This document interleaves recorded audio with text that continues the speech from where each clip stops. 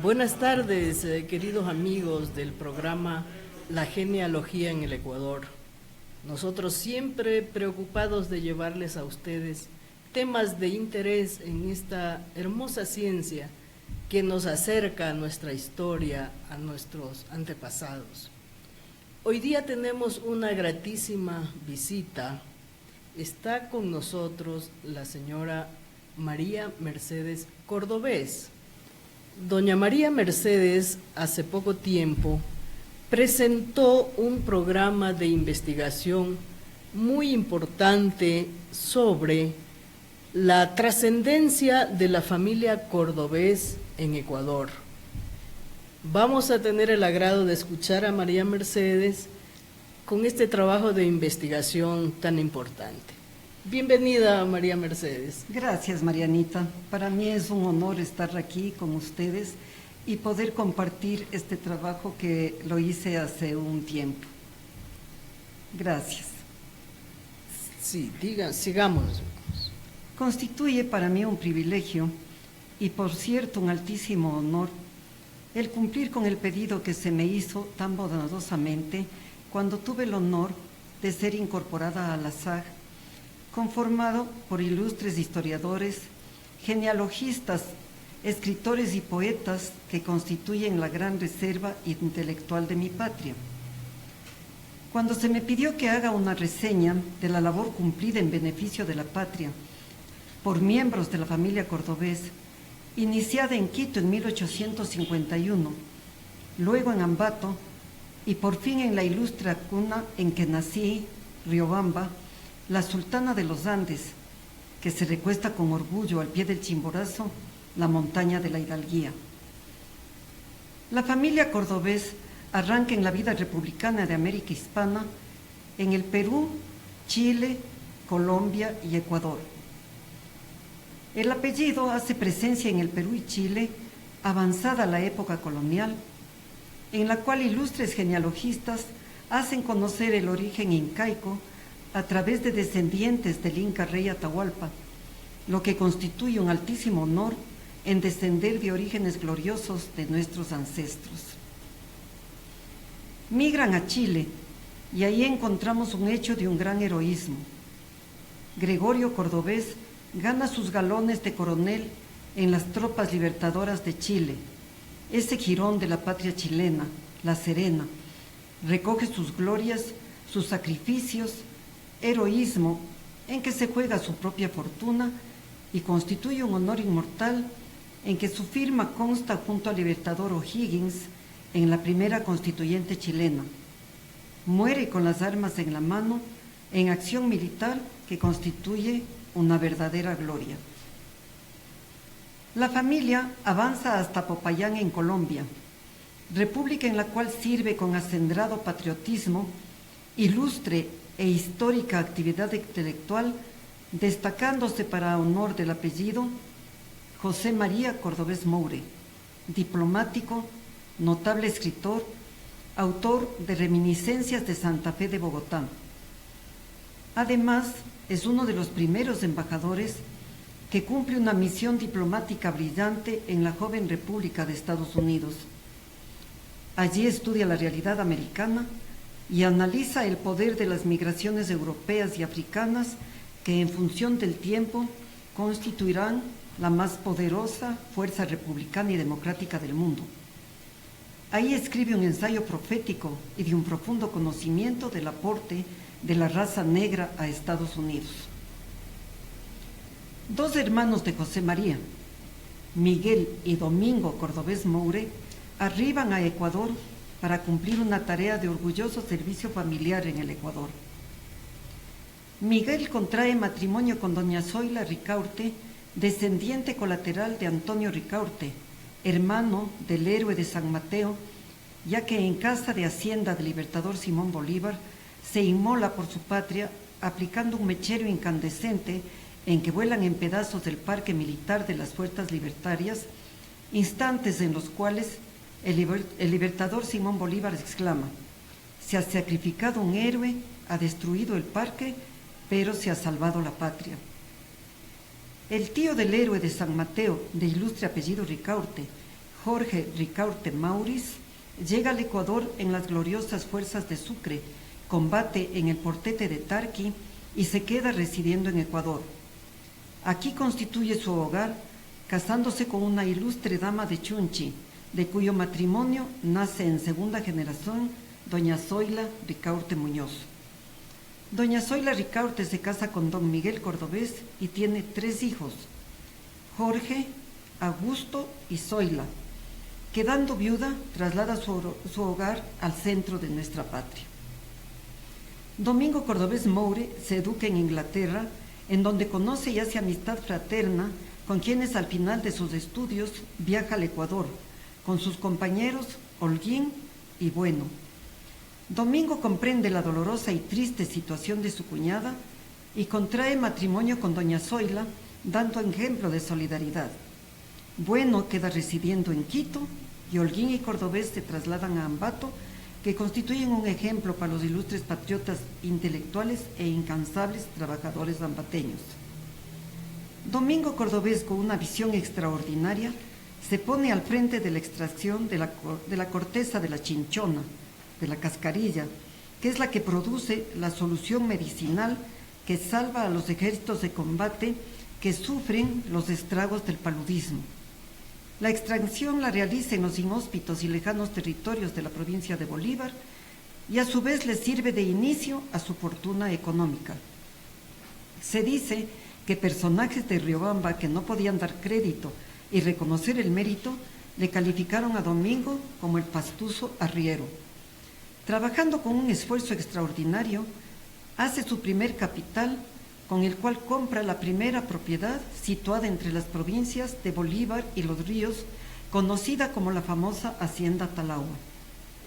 Conociendo los méritos de Domingo, el general Juan José Flores, en visita que efectúa a la provincia de Bolívar, a conocer la hacienda que le donó la primera constituyente que se instaló en Riobamba en 1830 y que dio nacimiento a la República del Ecuador. El general Flores escucha la leyenda que se ha forjado en Guaranda sobre la personalidad y trabajo de Domingo. Lo invita a visitarlo porque quiere conocer a este notable neogranadino. Después de conversar, le ofrece en venta la hacienda El Sinche, que entonces se constituye en el pilar fundamental del patrimonio de la familia.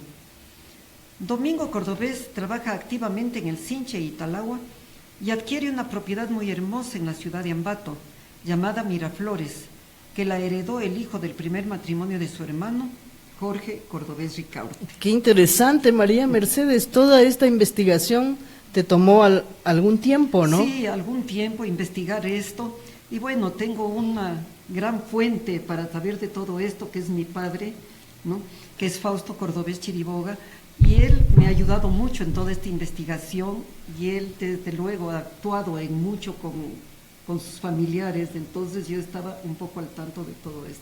Muy bien, continuemos, María Mercedes. A los 4 hermanos Cordobés Ricaurte del segundo matrimonio de Zoila con Domingo Cordobés los envían a estudiar a Inglaterra. Es así como César, Aurelio, Domingo e Isidoro viajan prácticamente pasada la niñez y apenas iniciada la adolescencia a educarse en Londres, quedando solamente en Ecuador la única hija mujer, Blanca Elena. Terminados sus estudios, regresan a Ecuador y ponen en práctica sus valiosísimos conocimientos y fuerza de trabajo. César se dedica a las actividades comerciales, Aurelio a las actividades agrícolas, sin descuidar sus extraordinarias condiciones de escritor y lingüista, pues dominaba el inglés y el francés, y escribió en inglés clásico una maravillosa traducción del Delirio en el Chimborazo, considerada como una brillante obra maestra por la Academia Británica de la Lengua. Isidoro era un diplomático de una vasta cultura y de un afán progresista que marcó una etapa extraordinaria en Riobamba y sirvió de base para el progreso en el Ecuador. Fundó e instaló en Riobamba el primer tranvía alado por mulas y que fue el primero que se hizo en Ecuador, seguido por Quito y Guayaquil. Construyó un hotel de lujo que también sirvió de ejemplo y modelo y alojó a Alfaro en su casa. ¿Y ustedes en la familia tienen documentación fotográfica de esto también? Sí, hay algunas fotografías y justamente yo desciendo de Aurelio y de Isidoro, porque Aurelio es el abuelo de mi papá e Isidoro es el abuelo de mi mamá.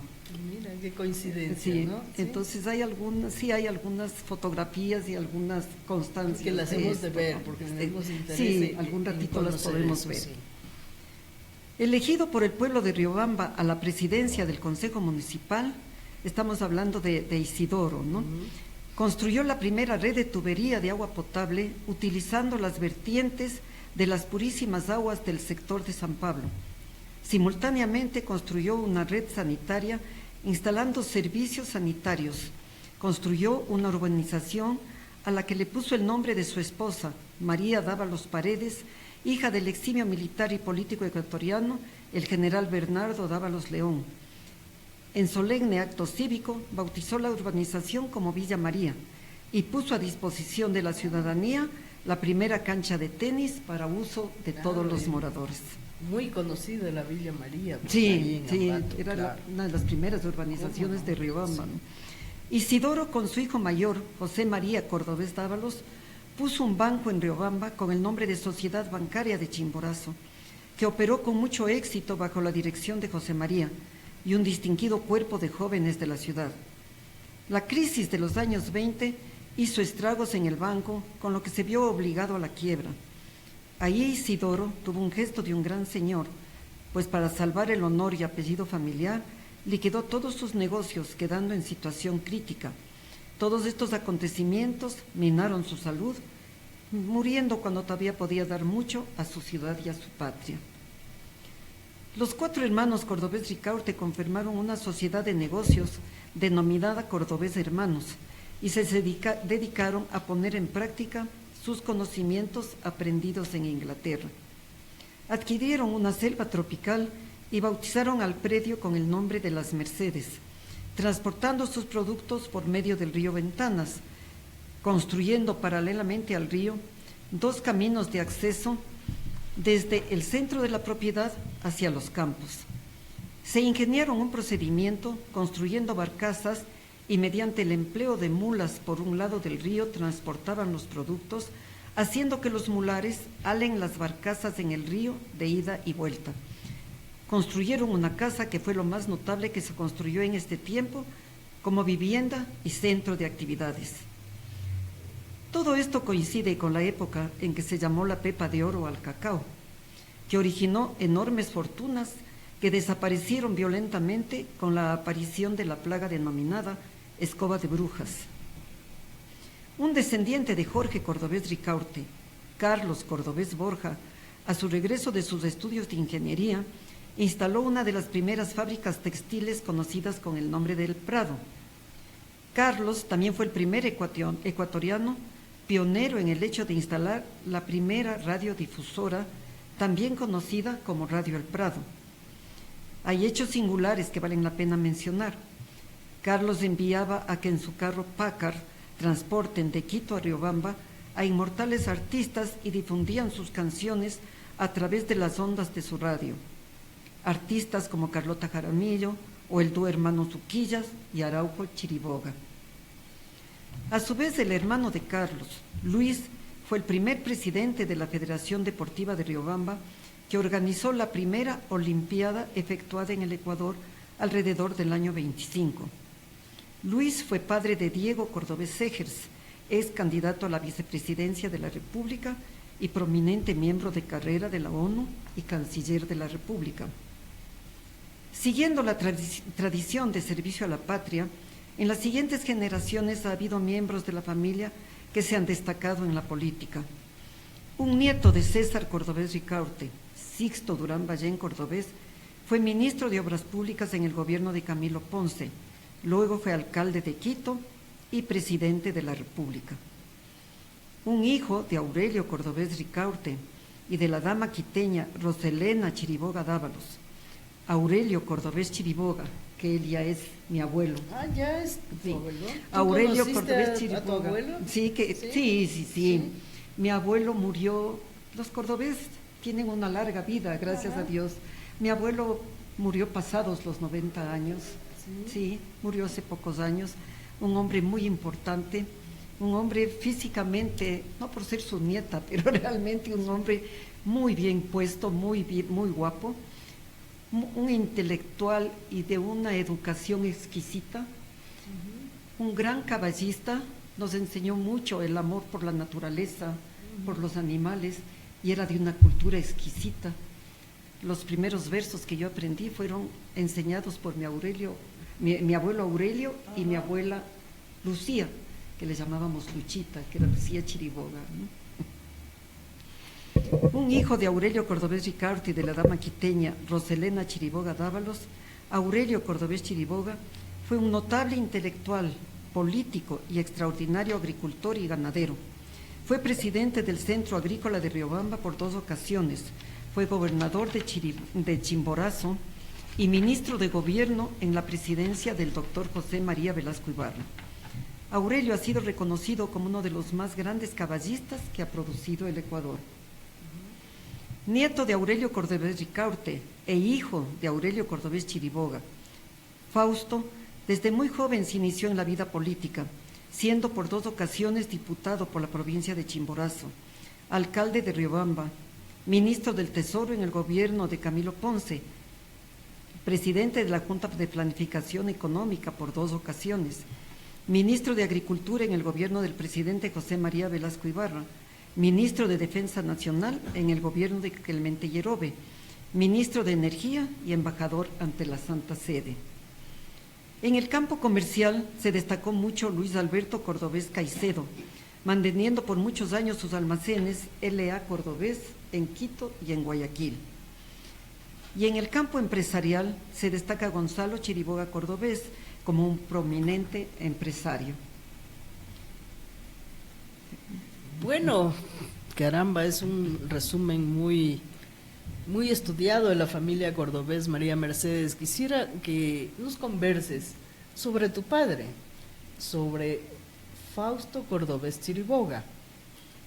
Realmente para mí es un honor tener un padre como el que yo tengo. Dios me premió con los padres que tengo. Y mi padre ha sido siempre un ejemplo de lucha, de tenacidad en la vida y de mucha fe. Él siempre nos inculcó desde muy chicos el amor que se debe tener a Dios, a la patria y a la familia.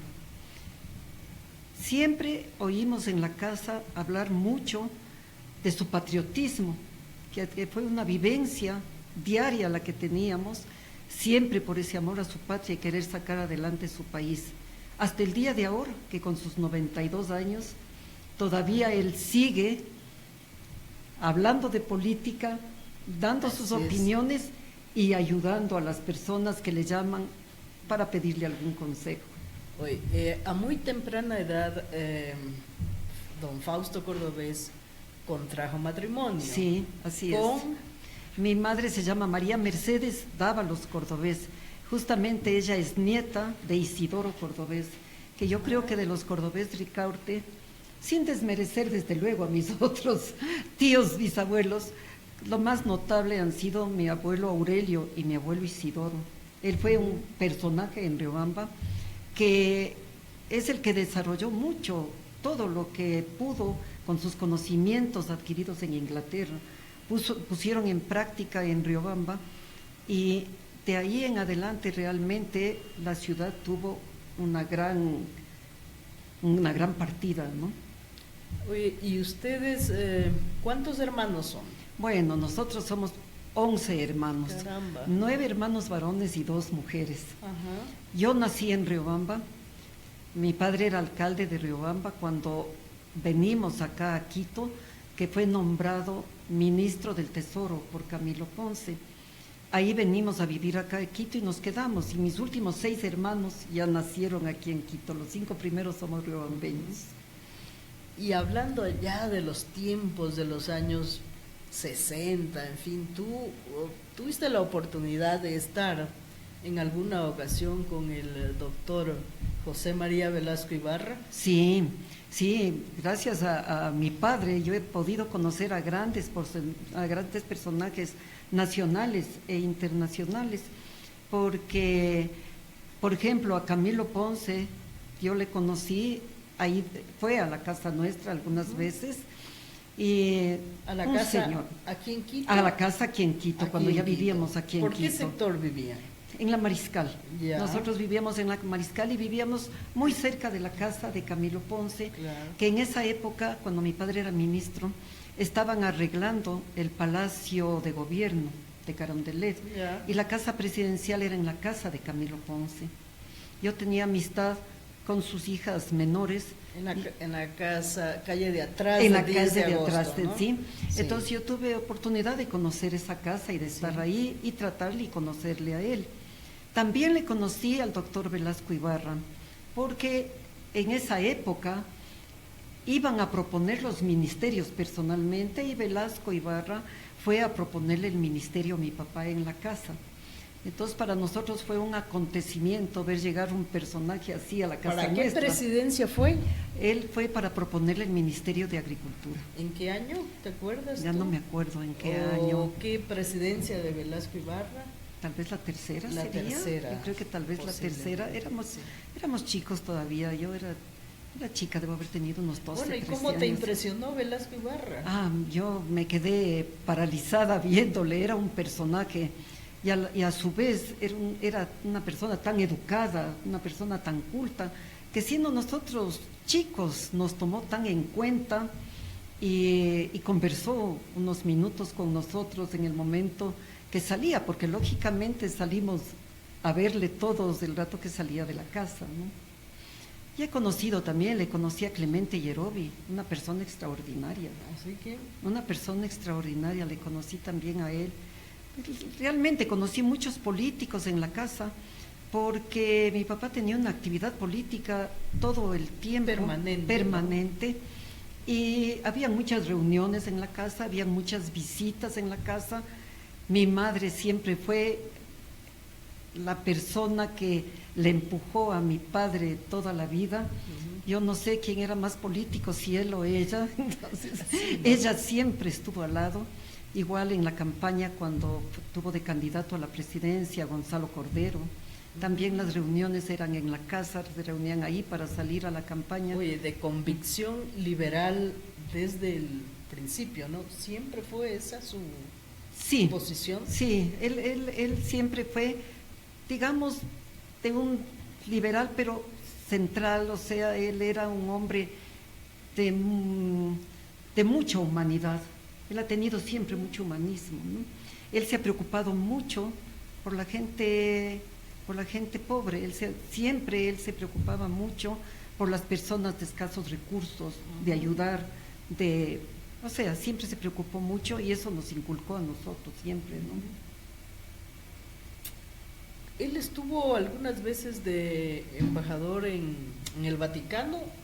No, una sola vez. ¿Una sola vez? ¿Cómo fue? Estuvo una sola vez, que fue el último, digamos, desempeño político que él tuvo. Ya. Y tuve el privilegio de yo acompañarles a él y a mi mamá en la embajada, porque yo ya estaba viuda, Sí. y les acompañé a ellos en la embajada. Fue una experiencia maravillosa porque habían personajes de todo el mundo. Y realmente a los pocos días de llegado mi padre a la embajada, en la primera reunión de embajadores que hubo, ya le nombraron a él el vocero del cuerpo diplomático. Ah, caramba, qué honor, ¿no? Sí. Qué honor. ¿Quién era el papa ya? Benedicto XVI. Cuando fuimos estaba Benedicto XVI, y cuando leían la hoja de vida de mi padre, realmente se admiraban porque decían que cuándo tuvo tiempo para haber hecho tanto, porque como comenzó desde los 18 años, desde que concejal, has tenido una vida tan fructífera políticamente que le decían que a qué hora tuvo tiempo para haber hecho tanto, porque entre todo lo que ha sido nacionalmente también ha tenido trabajos internacionales, ¿no? En la época de Kennedy le nombró presidente de la Alianza para Progreso aquí en el Ecuador, cuando Kennedy estaba de presidente. Y luego también él estuvo durante muchos años de secretario ejecutivo de preinversión para América Latina y el Caribe, ¿no? Entonces ha tenido una vida realmente muy fructífera. Y él fue, pues, y es un autodidacta, ¿no? Es un autodidacta. Él se formó. Él se formó solo porque se graduó de bachiller y como quería casarse pronto, compró un camión para poder trabajar. Y entonces él trabajaba turnándose con un chofer en el camión haciendo transporte, y él había colocado un foco en la cabina del auto, y mientras el chofer manejaba, él estudiaba y se preparaba. Y entonces así estudió leyes, así estudió economía, que ha desempeñado grandes cargos, siendo un referente realmente para todas las cosas que él ha hecho, ¿no? Pues así es, María Mercedes, para la Unión Nacional de Periodistas y para este programa de genealogía en el Ecuador. Ha sido una satisfacción muy grande tenerte aquí y poder compartir estas experiencias tan importantes de tu familia, de Riobamba, de toda la familia cordobés que ha tenido tanta trascendencia en la vida histórica de nuestro país. No sé si tienes algunas... Gracias, palabras. Marianita, para mí ha sido un honor el estar aquí y el poder compartir todo esto, y realmente me siento orgullosa de pertenecer a una familia en la que mi padre nos ha inculcado mucho trabajo por el país, nos ha enseñado a ser hombres y mujeres de bien, la honestidad sobre todo.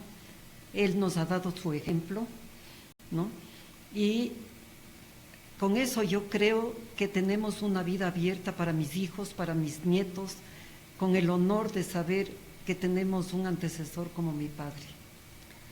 Bien, María Mercedes, pues recuerdo a todos ustedes que es socia activa de la Sociedad Amigos de la Genealogía, cuyo socio fundador es el doctor Ernesto Jurado, Fernando Jurado Novoa.